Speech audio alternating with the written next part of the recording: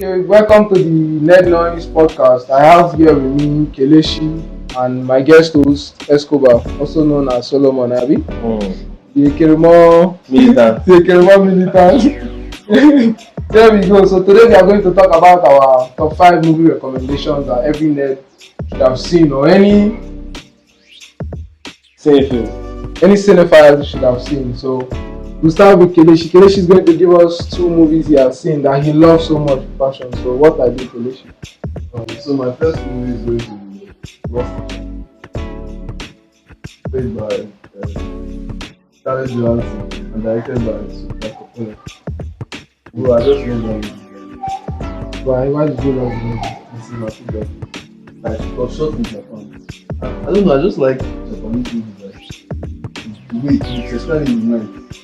The lighting and everything. The aesthetics from Japan. It's just like New York, but it has the aesthetics to it. It's very bright. I just love it.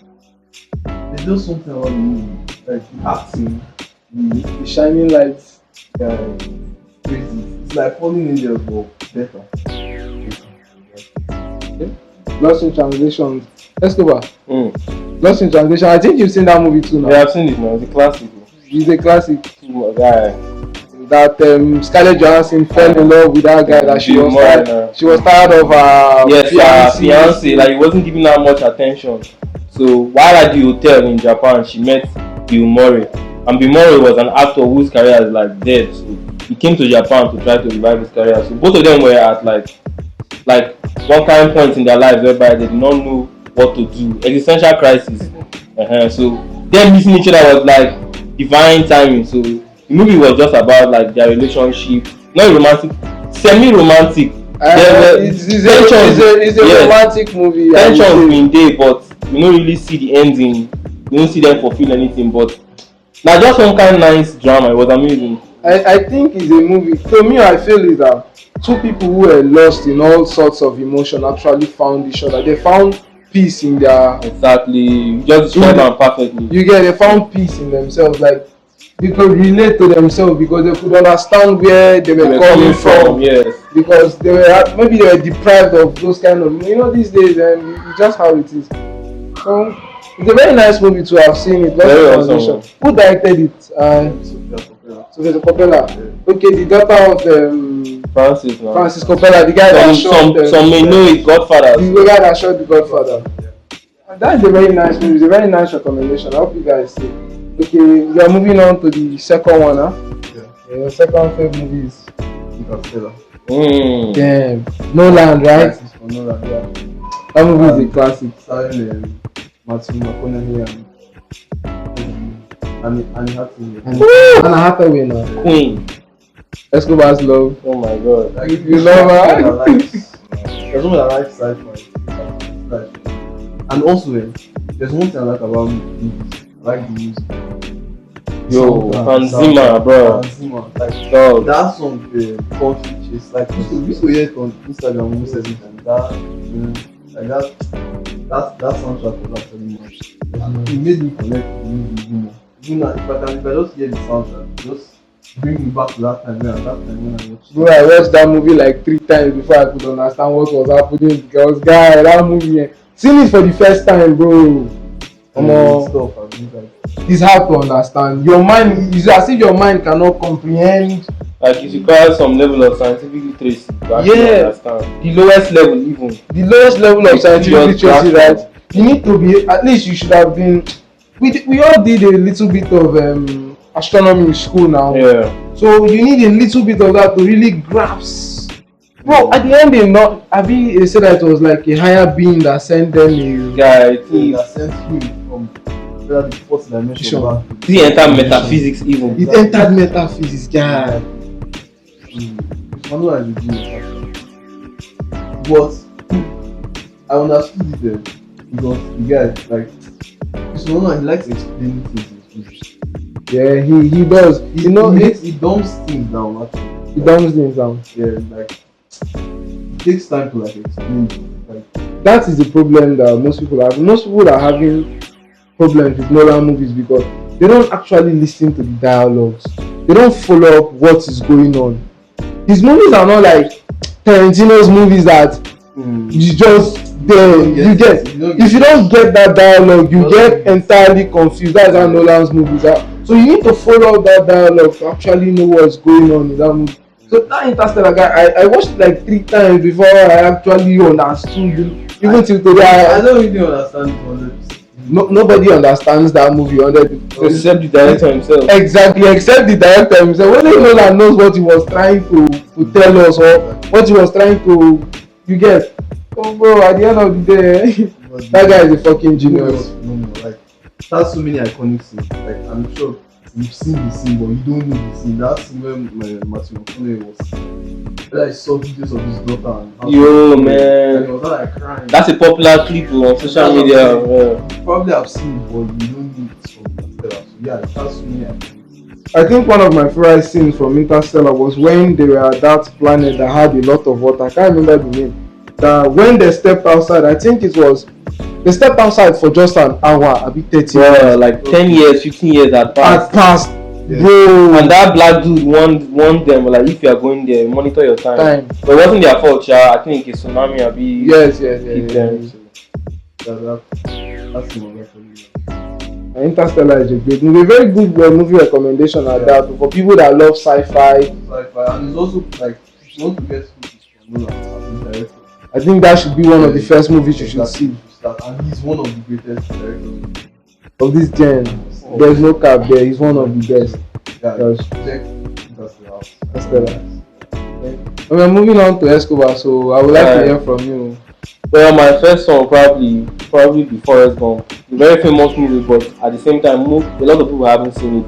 It was released in the 90s, like it's probably one of the best films released in that decade. So it stars Tom Hanks, Academy Award winning Tom Hanks. So the movie is about this kid who's like special aid kid, is not okay mentally. So the movie begins with his mom trying to get him into school, and the principal was like, her son is a special needs son, he needs to go to the special needs school. But the entire movie is about how his mom pushed him.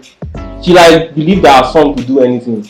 How the underdog could rise. Yes, how the underdog could rise. She placed that mentality in him. The movie is like a coming of age story. Yes, it's like a coming of age story. And what made me love the movie is that based on that advice his mom gave him, he achieved a lot.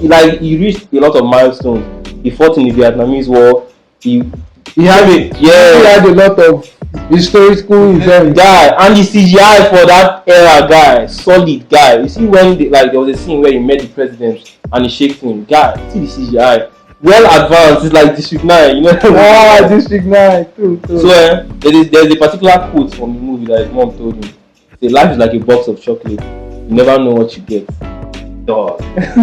Like the movie for me, a guy, and he won 6 Oscars. So to me, it's your greatest film of all time. It's a movie that everybody should have seen. Yes. Forrest Gump is a movie that anybody that says he wants to be a cinephile or is a cinephile should have seen Forrest Gump. It teaches you about life from different aspects. From this different perspective, you see life from different perspectives. You learn a whole lot of things from it. History, law, unrequited love, I feel like life lessons. Forrest Gump is just about, well, it's not just about, but specifically it's about just being positive in life. Because there are so many bad things that happen to you. If you look at Forrest Gump, he's not he was just positive. He just kept to the very end. He went for that. He was in the war. His friend died. One of his close friends, that black guy. Baba. Shrimp. I think he got his family the shrimp boat they always wanted. But I think that guy that he crippled by mistake, or he saved, that he was angry that he saved that general, that he should have allowed him die.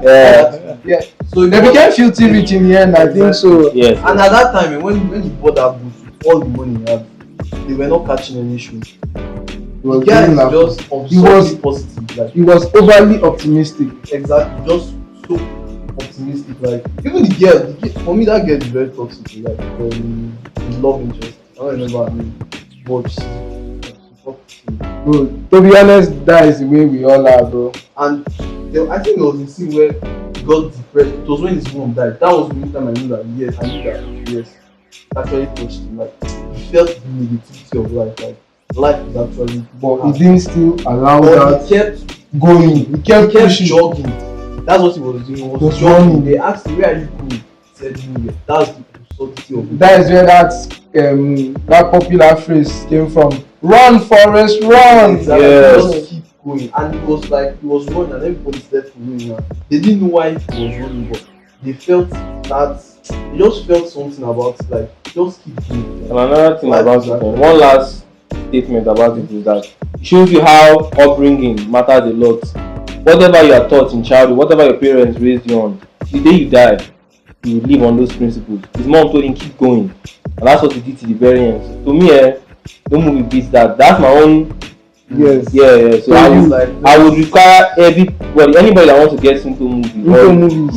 Yeah, An aspiring cinephile should have at least Watch seen Forrest Gump. Yeah. You can't say you want to be a cinephile or aspire to be a cinephile or a movie geek and you tell me you haven't seen a movie like Forrest Gump. Yeah. It's like saying you're a gamer and haven't played any Grand Theft. It's that common. Like, don't even call yourself a gamer. Yes, because Grand Theft is the Don't most try to be common, special. one of the most common games we have. Very It's like common. trying to say you want to be a gamer and you haven't even played games like GTA Or MK. or MK. Like, come on. You get Yeah. or any Assassin's Creed. And you say Right. you're a gamer. It's like I don't get. It's not possible.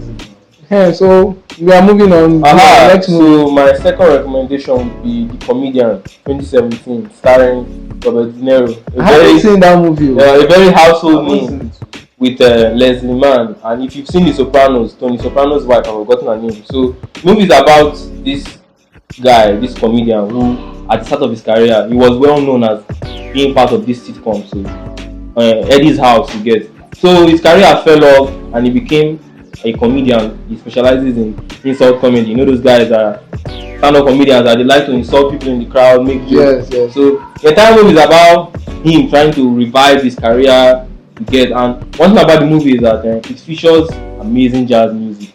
Like the jazz music, like every scene, every chance they get, they play jazz music. And Leslie Mann is like the guy is a very troublesome person. Like there's a point in the movie whereby while he was on stage, he got into an argument with somebody in the audience, and he was giving what's that thing they give you in the US? Community service to serve as a soup kitchen. So he met Leslie Mann, his love interest in the movie.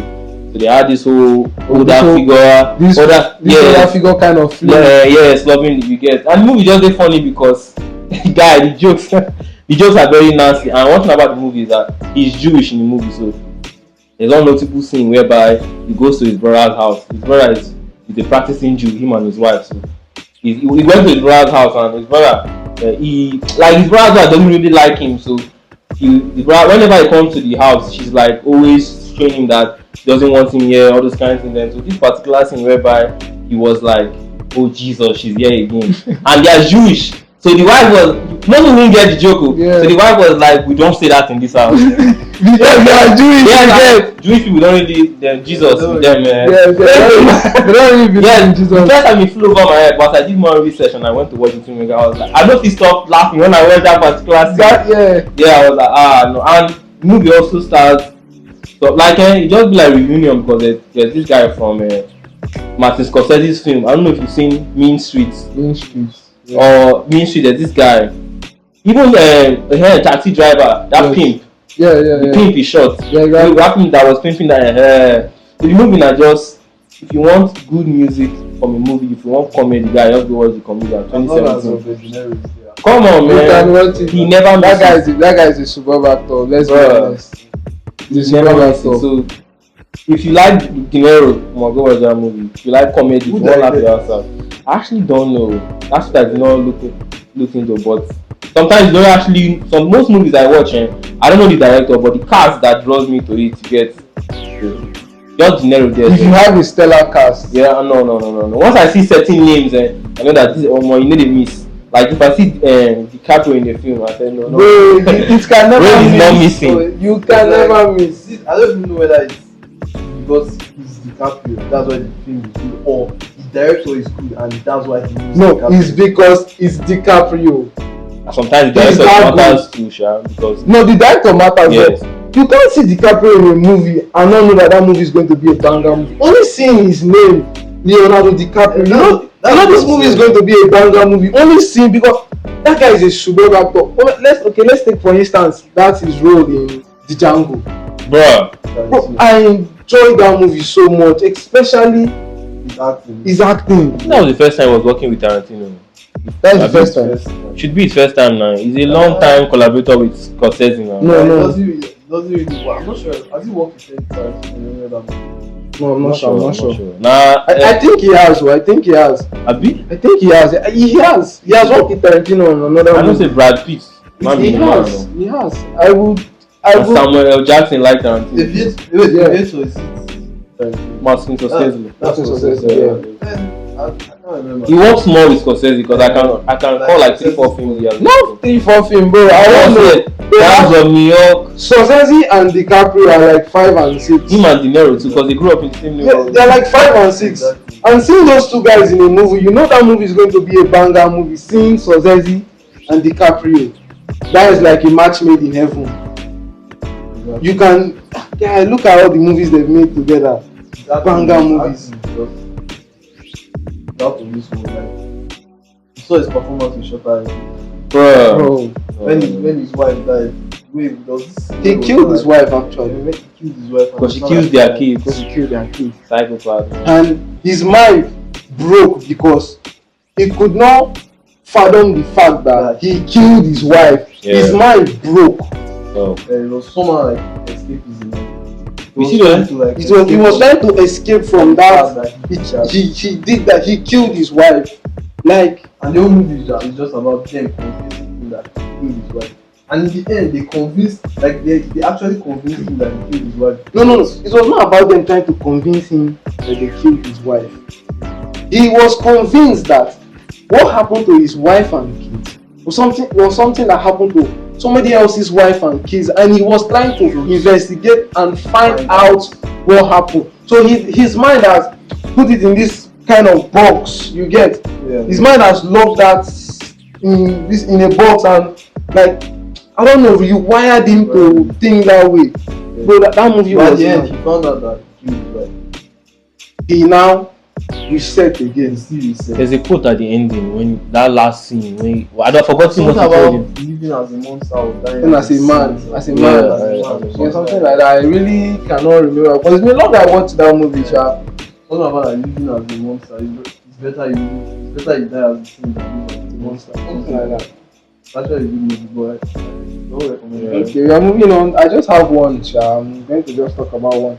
And I think it's Requiem for a Dream. Requiem for a Dream, have you? Yeah. The movie was, I don't know, it gets to me because these days the way people take drugs and abuse drugs and everything. That movie showed me that it's not all about hard drugs that you can abuse. You can also abuse drugs that are being prescribed. Drugs, yeah. You can also abuse prescription drugs. You get. His mother, what is that her name again? I can't even remember. It's been long that I really saw the movie. But that movie is a classic that every young person needs to see.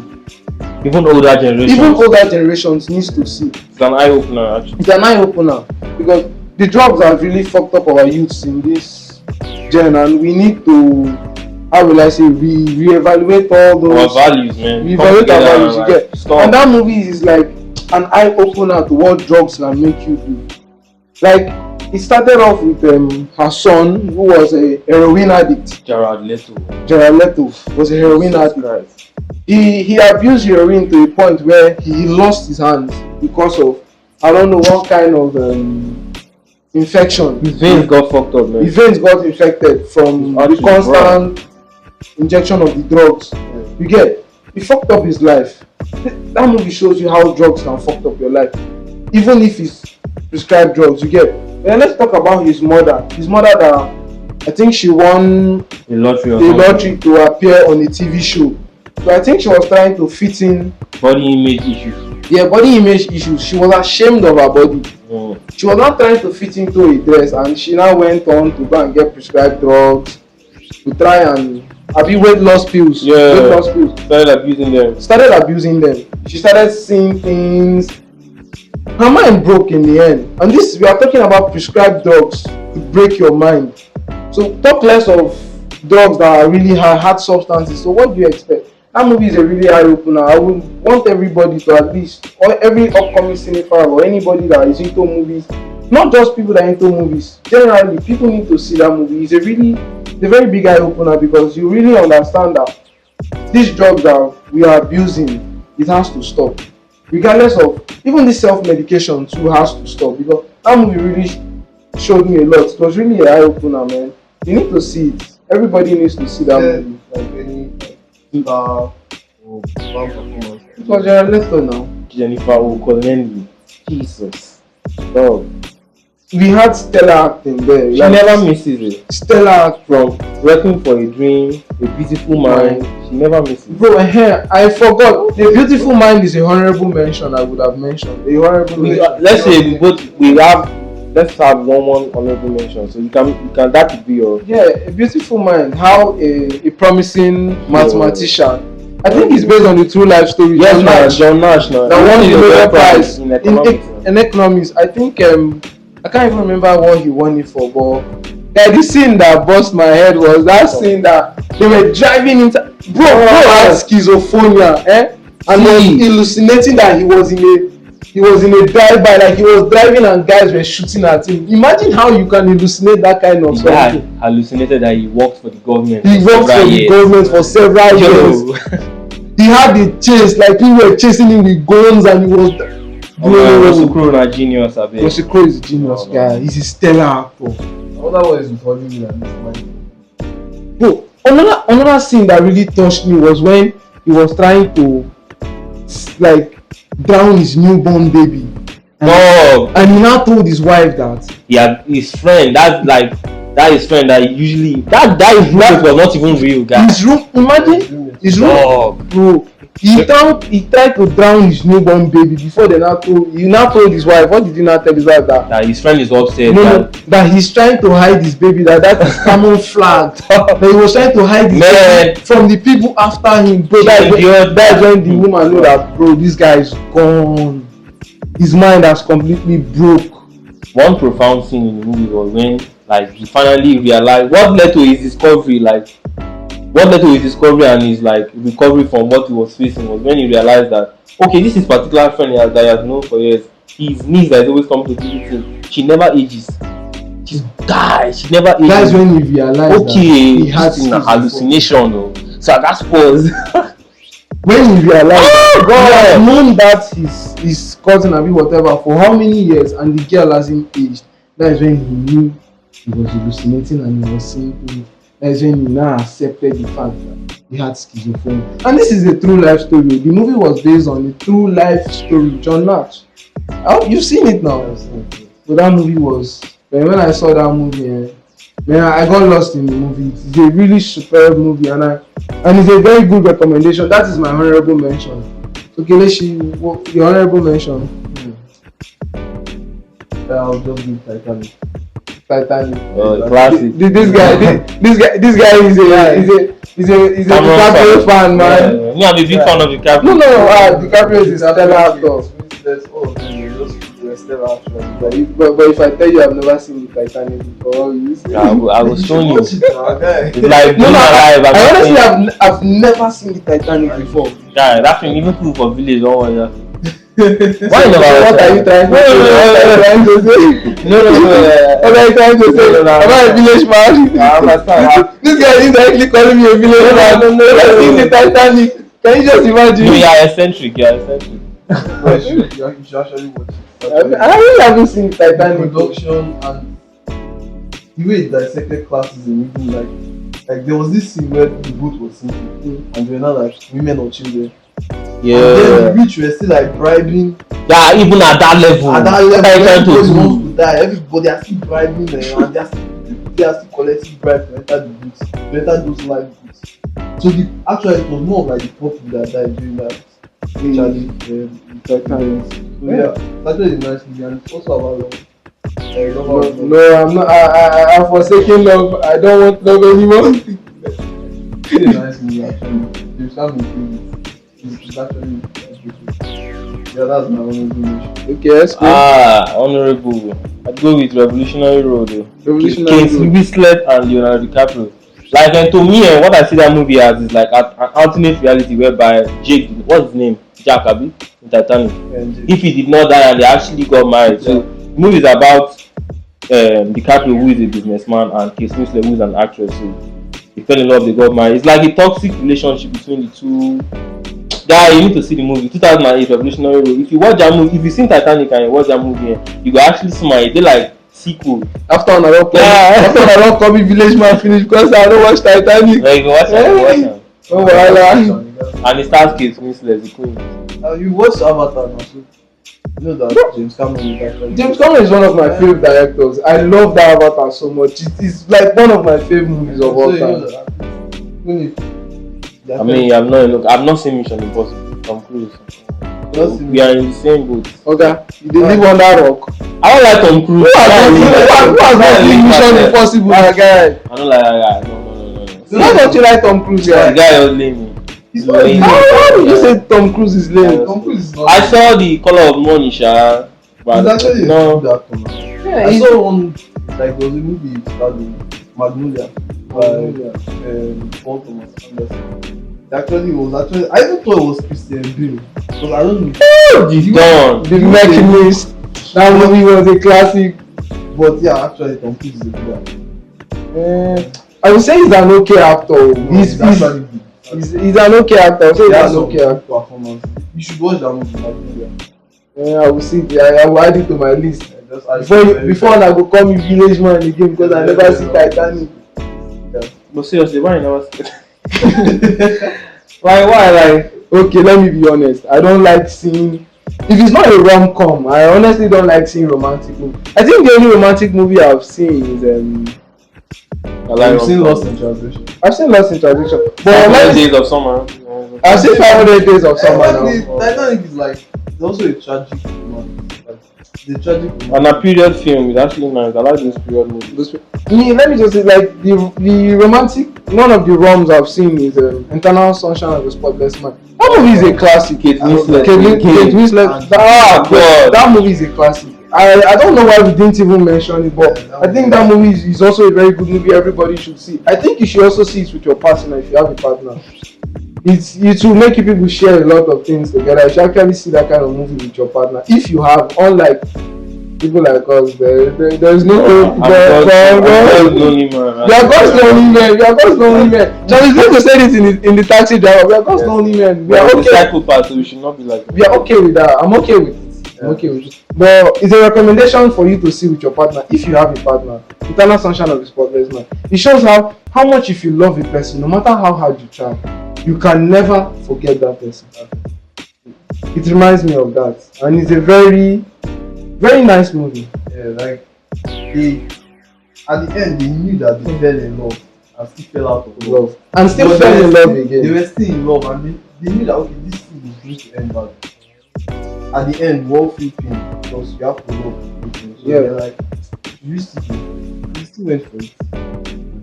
That is love for you. That is love for you. You should go and see it. Actually, a very good movie you should see with your partner. It's a very good movie. So yeah, it's fan of romance. Because of I saw Eternal Sunshine of the Spotless Mind. That is where you can actually watch. I mean, I like romance. See this single man. See this single man. Fantasizing about yourself. Single man fantasizing about love. See this man. Oh my god. It's okay. That's why we have movies. Movies are our escape from reality. Honestly, we watch movies to escape our reality. So it's okay. It's okay to fantasize. Be like this, my man. Yeah. I'm a daydreamer. I daydream every day. Alice in Wonderland. Alice in Wonderland. Yeah, you understand. So I think this will be the end of today's podcast. So next week we'll be airing. We don't know yet, but next week we'll be airing something. So just subscribe, share. Like. Thank you. This is Nerd Noise.